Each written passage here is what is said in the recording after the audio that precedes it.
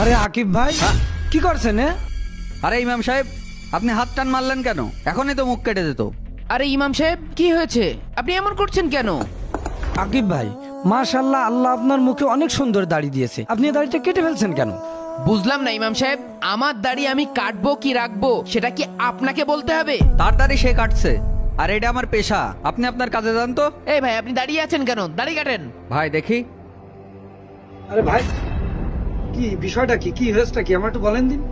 আচ্ছা ইমাম সাহেব শোনেন, আমি একদিন ধান কাটছিলাম, তারপর তুমি রোজ বিকালে আমার বাগানে ফুল নেই। এখানে সবদুলির জমিটা যে কইন্ডে জানি না তুমি ফুল নাই আমাকেই বেশি ভালোবাসতে।